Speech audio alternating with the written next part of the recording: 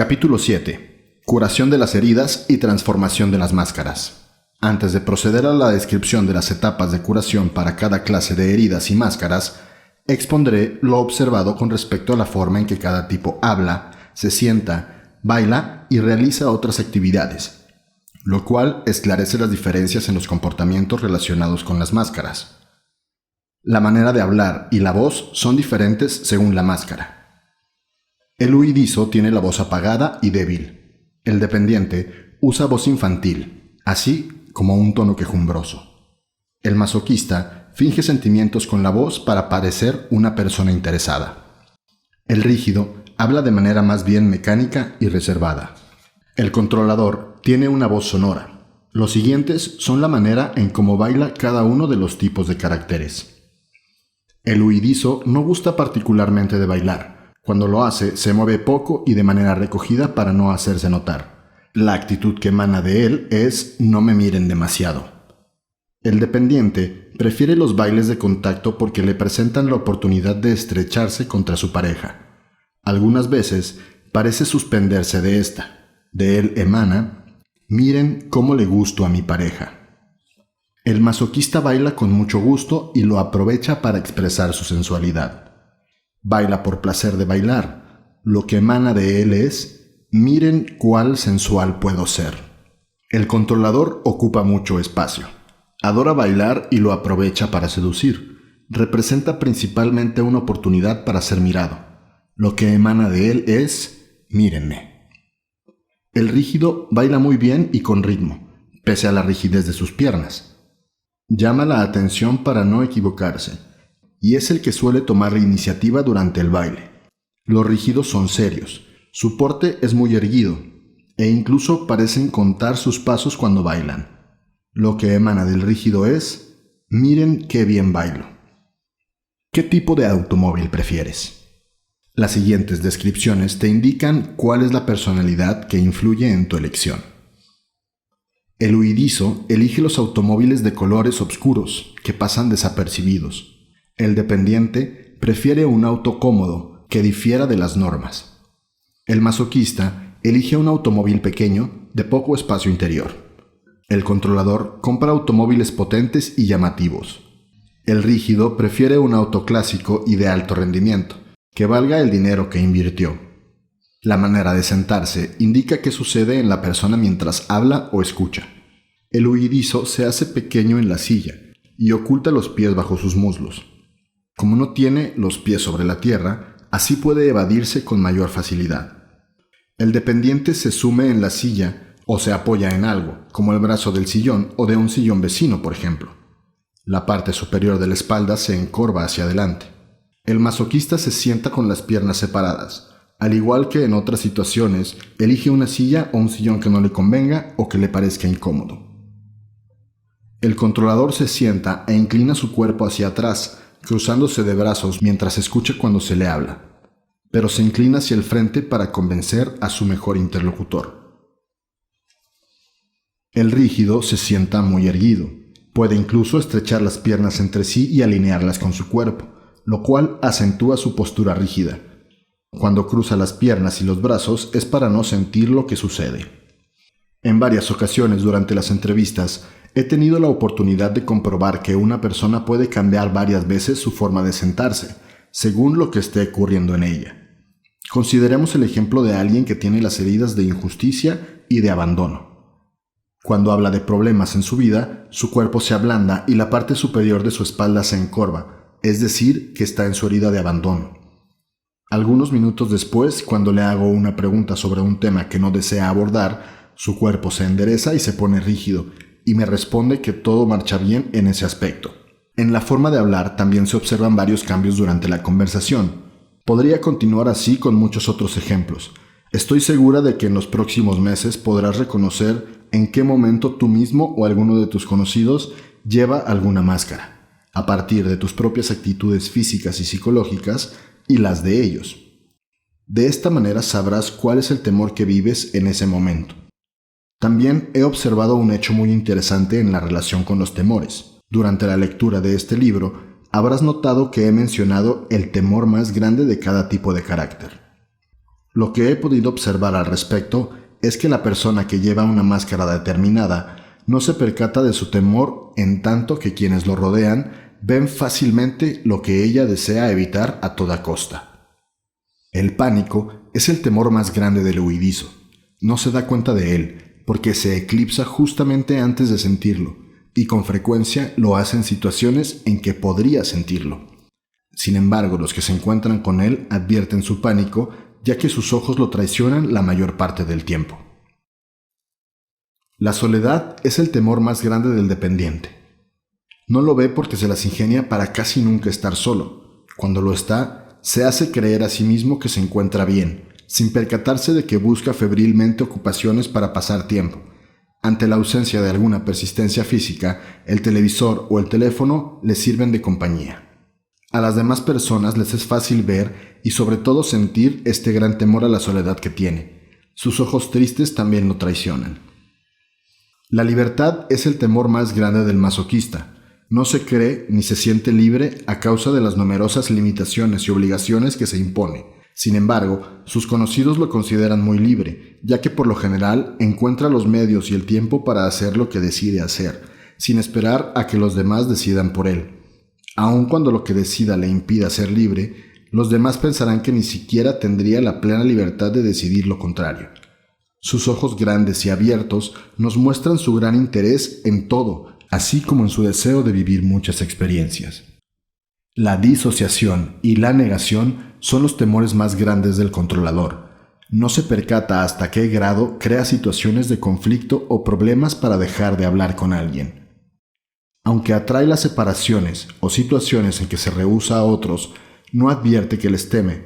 Por el contrario, cree que estas separaciones o negativas son mejor para él, pues piensa que así no fracasará. El hecho de que sea muy sociable y tenga facilidad para conocer gente le impide percatarse del número de personas que ha hecho a un lado en su vida. Quienes lo rodean se dan cuenta de esto fácilmente. Sus ojos también lo traicionan, pues cuando monta en cólera se endurecen y pueden incluso atemorizar a los demás a punto de distanciarlos. La frialdad es el temor más grande del rígido. Le es difícil reconocer esta frialdad, pues se considera una persona cálida que hace lo posible para que todo resulte justo y armonioso en su alrededor. También suele ser fiel a sus amigos. Sin embargo, los demás perciben esta frialdad en él, no solo en sus ojos, sino en su actitud seca y tensa, sobre todo cuando siente que se le acusa injustamente. La primera etapa para sanar una herida radica en reconocerla y aceptarla, sin estar necesariamente de acuerdo con el hecho de que existe. Aceptar significa mirarla, observar detenidamente y saber que tener situaciones que solucionar forma parte de la experiencia del ser humano. No eres una mala persona solo porque algo te lastime.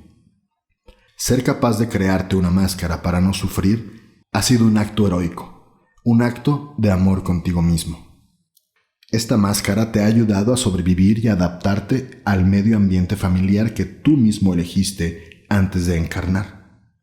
La verdadera razón por la que nacemos en una familia o por la que somos atraídos a personas que tienen la misma herida que nosotros es que en un principio nos agradó el hecho de que los demás fueran como nosotros. No logramos hallar algo mejor. Sin embargo, después de algún tiempo comenzamos a encontrar defectos en los demás, a no aceptarlos como son. Intentamos, por tanto, cambiarlos, sin advertir que lo que no aceptamos en nosotros eran los aspectos que teníamos nosotros mismos y que no deseábamos ver por temor a tener que cambiar. Creíamos que debíamos cambiar, cuando en realidad debíamos curarnos. Por ello, es tan benéfico reconocer nuestras heridas, ya que esto nos permite sanarlas antes de querer cambiarnos a nosotros mismos. Recuerda además de que cada una de estas heridas es resultado de la acumulación de experiencias reunidas en varias vidas pasadas. Por consiguiente, es perfectamente normal que te sea difícil enfrentarlas en esta vida, ya que no las solucionaste en vidas anteriores. No puedes esperar a que esto suceda con tan solo decir, quiero sanar. Sin embargo, esta voluntad y la decisión de sobreponerte a tus heridas son el primer paso hacia la compasión, la paciencia y la tolerancia contigo mismo. Estas cualidades que desarrollarás al mismo tiempo que los demás son dádivas que aporta este proceso de curación. Estoy segura de que al leer los capítulos anteriores, descubriste las heridas de tus seres queridos, lo cual, sin duda, te ha ayudado a comprender mejor sus comportamientos y, en consecuencia, a ser más tolerante con ellos. Como mencioné anteriormente, es importante no apegarte literalmente a las palabras utilizadas para identificar las heridas o las máscaras. Quizá vivas una experiencia de rechazo, por ejemplo, y te sientas traicionado, abandonado o humillado, o la consideres una injusticia. Cuando alguien sea injusto contigo, quizá te evoque sentimientos de rechazo, humillación, traición o abandono. Como verás, no es la experiencia lo que importa, sino lo que sientes ante esta experiencia. Por ello es tan importante, con objeto de que reconozcas mejor tus heridas, a que te refieras a la descripción de las características del cuerpo físico en lugar de mencionar las características del comportamiento. El cuerpo no miente jamás, sino que refleja lo que sucede en los planos emocionales y mental. Te sugiero que leas varias veces la descripción física de cada herida para reconocer bien las diferencias entre cada una de ellas. Sé que cada vez es mayor el número de personas que recurre a la cirugía estética para corregir algunos aspectos de su cuerpo físico. En mi opinión, se hacen una jugarreta a sí mismas, porque no por dejar de ver las características de la herida en el cuerpo, ésta necesariamente habrá sanado. Muchas personas que recurrieron a cirugía plástica han manifestado su decepción cuando vieron aparecer de nuevo, después de 2 o 3 años, lo que inicialmente desearon quitar u ocultar. Esta es la razón por la cual los médicos especializados en cirugía estética nunca garantizarán su trabajo de por vida. Sin embargo, si por amor a ti mismo decides hacer los cambios a tu cuerpo físico mediante este tipo de cirugía, estando consciente de tus heridas y trabajando el cuerpo emocional, mental y espiritual, hay muchas probabilidades de que esta cirugía te beneficie y de que tu cuerpo lo acepte bien. Aunque algunas personas se hacen una mala pasada en el plano físico, hay otras que lo hacen en su comportamiento, es decir, su actitud interior. Lo que he observado con regularidad en mi taller, Caracteres y Heridas, durante la cual explico estas heridas en detalle, los participantes se identifican completamente con la descripción de un determinado comportamiento cuando su cuerpo demuestra otro tipo de herida. Recuerdo, entre otros, el caso de un joven de unos 30 años que me relató que sentía rechazo desde pequeño. Sufría por no haber tenido una relación estable a causa, según él, de los numerosos rechazos que había sufrido. Sin embargo, su cuerpo físico no mostraba ningún signo de rechazo. Después de unos momentos le pregunté, ¿estás seguro de que padeces rechazo y no injusticia? A continuación, le expliqué que su cuerpo mostraba más bien los signos de la herida de injusticia. Se sorprendió mucho.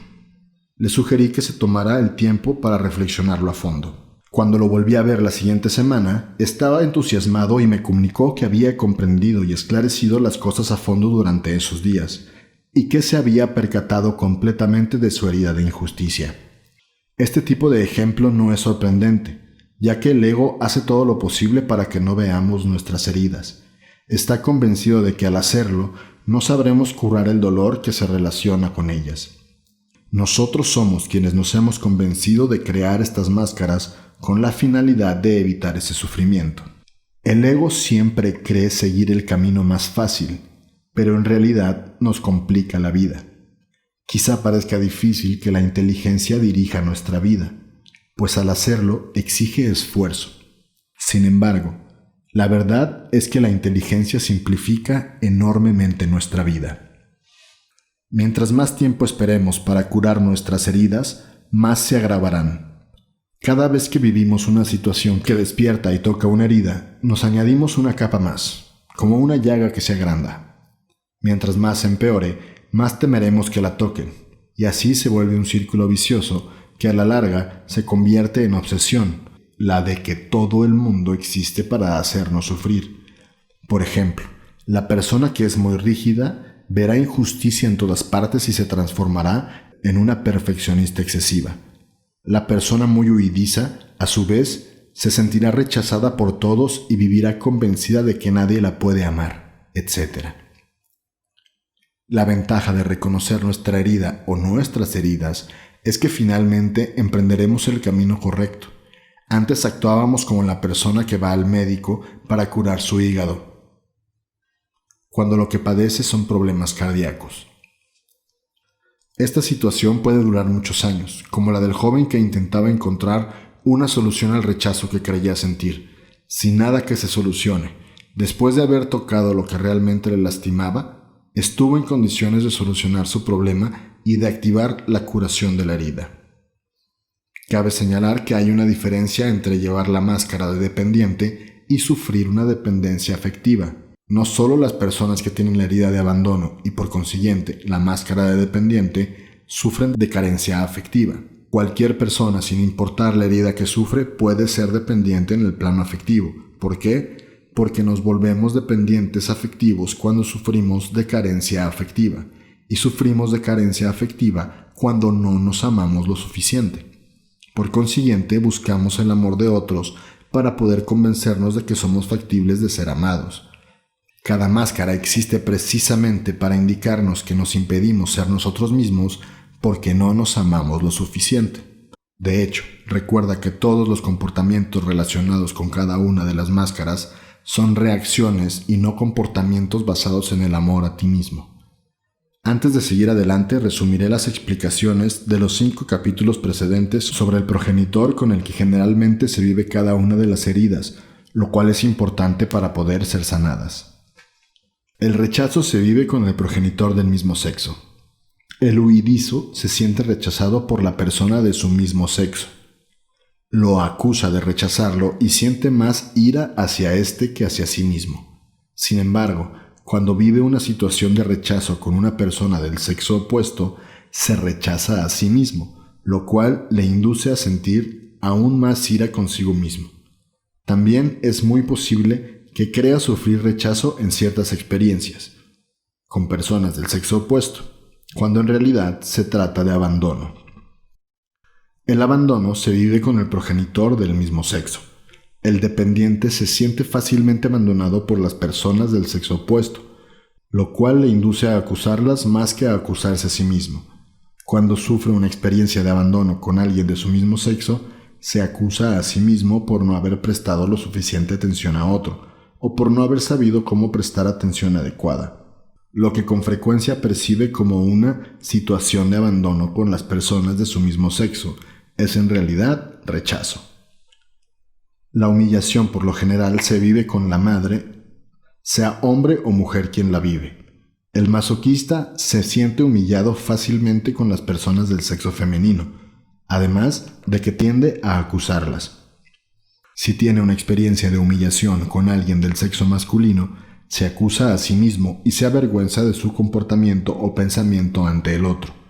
Esta herida puede vivirse excepcionalmente con el padre si fue éste quien se ocupó de las necesidades físicas del niño, le enseñó a comportarse, a comer, a vestirse. Si este es tu caso, debes invertir femenino por masculino en lo antes dicho.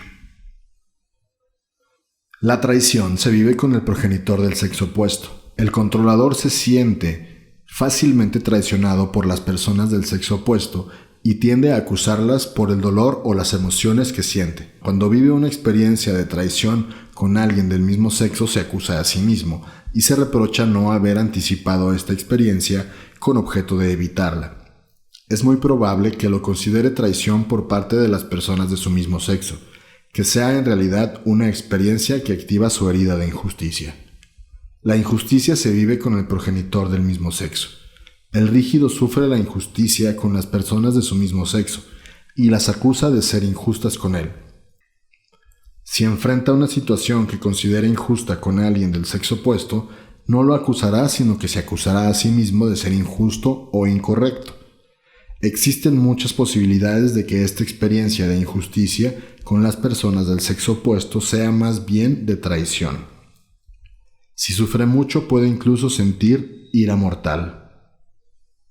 Mientras más nos dañen estas heridas, más normal y humano será reprochar al progenitor que creemos responsable de habernos hecho sufrir. Más adelante desahogaremos este rencor o este odio en las personas del mismo sexo que los progenitores que nos dañaron. Es normal, por ejemplo, que un joven odie a su padre porque siempre lo ha hecho sentirse rechazado, y que con el tiempo transfiera este odio a los hombres a su hijo, quien se sentirá igualmente rechazado.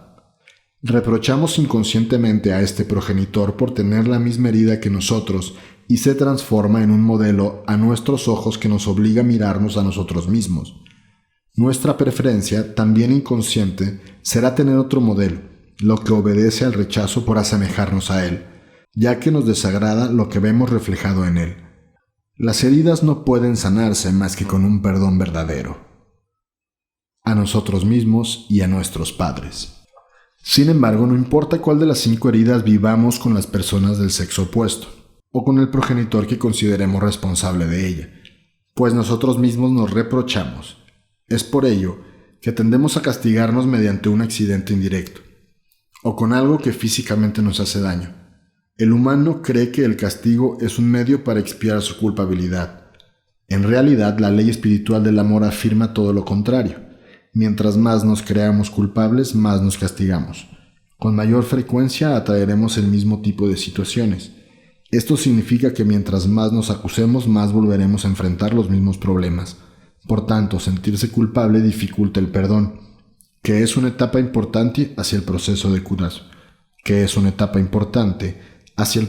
curación.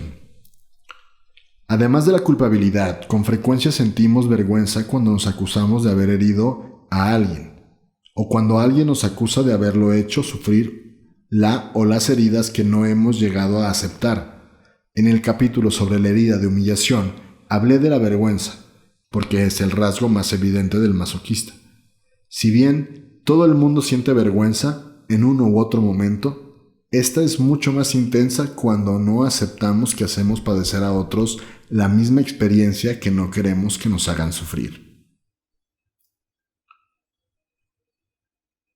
Cuando se cometen abusos graves que en ocasiones llegan a la violencia, significa que las personas causantes tienen heridas que las dañan a tal grado que han perdido el control. Es por este motivo que suelo decir, no hay personas malvadas en este mundo, sino que solo personas que sufren.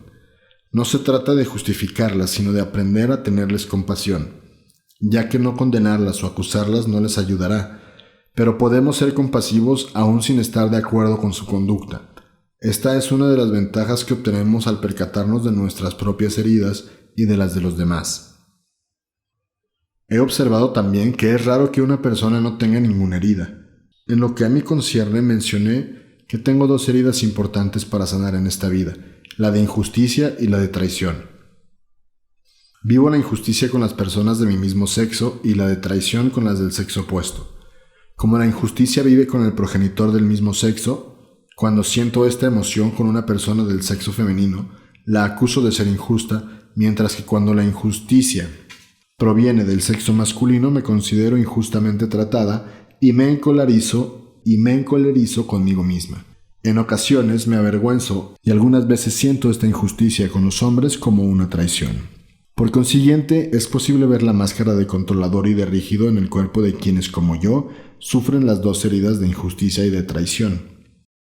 Hay personas que tienen las heridas de rechazo y de abandono al mismo tiempo, por lo cual llevan las máscaras de huidizo y de dependiente. En ocasiones, la parte superior del cuerpo refleja una herida, en tanto que la porción interior refleja la otra. En algunas personas, la diferencia se presenta del lado derecho y del lado izquierdo. Con el tiempo y la práctica, es cada vez más fácil identificar las máscaras con una sola mirada. Si confiamos en nuestra intención, nuestro ojo interno podrá verlas rápidamente. Cuando el cuerpo de una persona responde a la máscara de controlador, pero su cuerpo es más bien flácido o sus ojos son dependientes, puede deducirse que tiene tanto la herida de traición como la de abandono. Por supuesto, puede haber otras combinaciones. Alguien más puede tener el cuerpo grande del masoquista y ser al mismo tiempo muy rígido. Con ello sabremos que sufre las heridas de humillación e injusticia. Las personas que tienen un cuerpo muy voluminoso de masoquista, con las piernas cortas y los talones pequeños del huidizo, manifiestan humillación y rechazo. También es posible tener 3, 4 o incluso las 5 heridas. Algunas veces predomina alguna de ellas mientras que las demás son menos evidentes o todas pueden ser de poca importancia. Cuando una máscara predomina significa que la persona la utiliza con más frecuencia que las otras para protegerse. Si la máscara ocupa muy poco lugar en el cuerpo de la persona, es porque ésta no suele sentir la herida que se relaciona con esa máscara. El que una máscara sea dominante no significa que exprese la herida más importante que debe sanarse. Efectivamente, intentamos ocultar la herida que nos hace sufrir más. Mencioné en los capítulos previos que desarrollamos las máscaras de rígido y la de controlador, que son de control y de fuerza, con objeto de ocultar la herida de rechazo, abandono o humillación. Esta fuerza sirve para ocultar lo que nos hace más daño, y explica por qué es frecuente ver que una de estas tres heridas aparece con la edad, debido a que el control tiene sus límites. Gracias a su capacidad de control, la máscara de rígido es la que tiene mayores posibilidades de ocultar otra herida. La persona masoquista y rígida, por ejemplo, puede llegar a controlar su peso durante cierto tiempo, pero cuando pierde el control, engorda. El alma que llega a la tierra a solucionar una herida de traición busca un progenitor del sexo opuesto que sea fuerte y sólido y que sepa ocupar su lugar, que no pierda el control y que sea demasiado emotivo. Al mismo tiempo, el controlador desea que este progenitor sea comprensivo y que confíe en él, y que responda a todas sus expectativas y necesidades de atención, lo cual evitará sentirse abandonado y traicionado. Si el progenitor muestra indiferencia, el controlador se sentirá abandonado, pero si muestra alguna debilidad con los demás o falta de confianza consigo mismo, lo vivirá como traición. Si el progenitor del sexo opuesto es demasiado autoritario, agresivo o violento, el controlador con frecuencia entablará una relación de fuerza con su progenitor durante la adolescencia, misma que alimentará la herida de traición en ambos. El humano es especialista en encontrar todo tipo de buenas razones y explicaciones cuando cambia su cuerpo. Sin embargo, no está dispuesto a querer verse y le es particularmente difícil aceptar la idea de que el cuerpo humano posee gran inteligencia.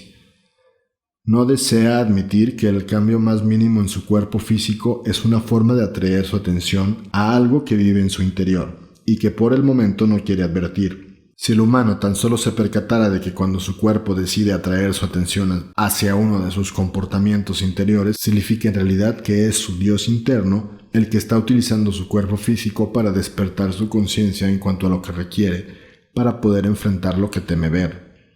No obstante, preferimos continuar en el temor de descubrir nuestras heridas, llevando las máscaras que hemos creado para ocultarlas y creyendo que así sanaremos. Recuerda, únicamente portamos las máscaras cuando tememos sufrir y revivir la herida que supuestamente protege a la máscara. Adoptamos los comportamientos descritos en los capítulos previos solo cuando utilizamos nuestras máscaras. Tan pronto como la máscara queda en su lugar, dejamos de ser nosotros mismos y manifestamos comportamientos relacionados con la máscara que portamos. Lo ideal sería poder reconocer rápidamente la máscara que nos hemos colocado a fin de identificar la herida que intentamos ocultar, sin juzgarnos ni criticarnos. Es posible cambiar una o varias máscaras varias veces al día o utilizar la misma durante varios meses o años antes de que salga a la superficie. En el modo en que te des cuenta de esto, alégrate por haber hecho y agradécelo a la persona que tocó tu herida, ya que te permitió descubrir lo que no había sanado. Por lo menos habrás adquirido conciencia de ello y te concederás el hecho de aceptarte. Es ante todo importante otorgarte el derecho a tomar el tiempo necesario para sanar, cuando puedas decirte con regularidad: bueno, me he colocado tal máscara y es por esta razón que he reaccionado de tal forma. Tu curación habrá avanzado. Recuerda que nunca he conocido a una persona con todas las características mencionadas de una sola herida. La descripción del carácter de cada una tiene por objeto ayudarte a que te reconozcas en algunos comportamientos que se relacionan con tu herida. Ahora recapitularé cómo saber cuándo te colocas la máscara para protegerte o cuando alguien más se la ha colocado. Cuando se activa tu herida de rechazo, te colocas la máscara de huidizo, que te incita a desear huir de la situación o de la persona que crees que es la causa del rechazo, por temor a sentir pánico o sentirte impotente. Esta máscara también puede convencerte de que seas lo más invisible posible. te retraigas a tu interior y no digas o hagas algo que provoque que el otro te rechace aún más. Esta máscara te hace creer que no eres lo suficientemente importante para ocupar el lugar que te corresponde, que no tienes el derecho de existir tanto como los demás. Cuando se activa tu herida de abandono, te colocas la máscara de dependiente, que te hace sentir como el niño pequeño, que tiene necesidad de atención y la busca llorando, quejándose o siendo sumiso ante lo que sucede porque no cree lograrlo solo. Esta máscara te hace realizar maniobras para evitar que te dejen o para recibir más atención. Puede incluso convencerte de que te enfermes o seas víctima para poder obtener el apoyo o el soporte que buscas. Cuando la herida de humillación se activa, te colocas la máscara de masoquista, lo que te hace olvidar tus necesidades para no pensar sino en la de los demás, y transformarte en una buena persona, generosa, siempre dispuesta a prestar tus servicios, incluso más allá de tus límites. También te las ingenias para cargar sobre tu espalda las responsabilidades y compromisos de quienes parecen tener dificultades para realizar lo que deben, aún antes de que te lo pidan. Haces todo lo posible por ser útil, sobre todo para no sentirte humillado ni rebajado. Asimismo, te las arreglas para no ser libre, aun cuando esto es tan importante para ti. Cada vez que tus actos o tu manera de proceder son motivados por el temor a sentir vergüenza o humillación, indica que llevas puesta tu máscara de masoquista. Cuando vives la herida de traición, te colocas la máscara de controlador, que te vuelve desconfiado, escéptico, defensivo, autoritario, tolerante, a causa de tus expectativas. Haces todo lo posible por demostrar que eres una persona fuerte y que no te dejas llevar o manejar fácilmente. Sobre todo, intentas mostrar que no permites que los demás decidan por ti. Esta máscara te obliga a hacer todo lo posible para evitar perder tu reputación, al grado de mentir. Olvidas tus necesidades y echas mano de lo necesario para que los otros piensen que eres una persona fiable, en la cual pueden depositar su confianza. Esta máscara también te hace proyectar la apariencia de una persona segura de sí misma, incluso cuando no tienes confianza en ti misma y dudas de tus decisiones o actos. Cuando se activa la herida de injusticia, te colocas la máscara de rígido, que hace de ti una persona fría, brusca y seca a nivel de tu tono muscular y tus movimientos. Al igual que tu actitud, tu cuerpo también se vuelve rígido. Esta máscara te hace ser a sí mismo muy perfeccionista y vivir sentimientos de ira, impaciencia, crítica e intolerancia contigo mismo. Eres muy exigente y no respetas tus límites. Cada vez que te controlas, que te contienes y eres duro contigo mismo, significa que te has colocado tu máscara de rígido. Portamos una máscara no solo en cada ocasión que tememos sentir la herida con alguien más, sino también cuando tememos percatarnos de que nosotros mismos hacemos a otros vivir determinada herida, con objeto de ser amados o por temor a perder el amor de los demás. Por ello, adoptamos un comportamiento que no corresponde a lo que somos y nos transformamos en alguien más. Como el comportamiento que dicta la máscara nos exige esfuerzo, en consecuencia creamos expectativas en los demás. Lo que somos y lo que hacemos debe ser la fuente de nuestro bienestar, y no los halagos, la gratitud, el reconocimiento o el apoyo que proviene de los demás.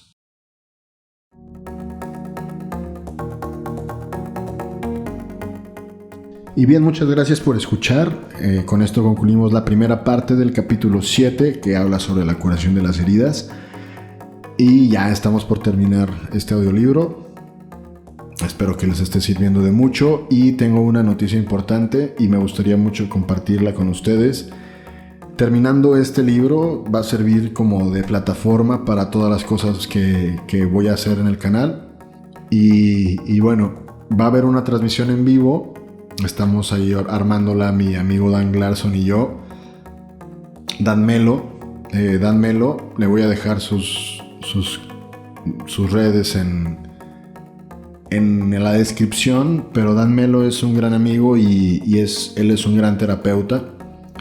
Tuve ahí la acertada decisión de asistir a uno de sus Zooms esta semana y la verdad es que está muy bien, ¿no? Y él habla de de todo esto, ¿no? Cómo él es un biodescodificador y cómo el cuerpo, al menos es lo que ha entendido Dan, perdón si no es así, pero cómo el cuerpo nos habla y cómo el cuerpo nos dice qué tipo de emociones y cosas estamos viviendo y conteniendo para somatizar, ¿no? Y creo que es parte de lo que habla el libro de las heridas y se me hizo algo muy, muy padre para poder concluir ese tema, tener una discusión con todos ustedes, que la verdad estoy impresionado con 5,000 suscriptores, 5,000 más.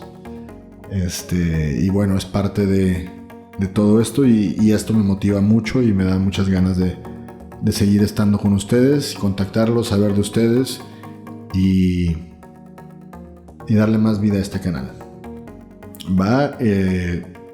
Les confirmo la fecha de los lives, esténse pendientes de las redes sociales, mi Twitter, mi Instagram, que también lo dejo en la descripción, para que puedan asistir a este live. Va a ser un live aquí en YouTube, así que les informo, ¿vale? Cuídense mucho y gracias por escuchar. Recuerden suscribirse, darle like y compartir, y la campanita.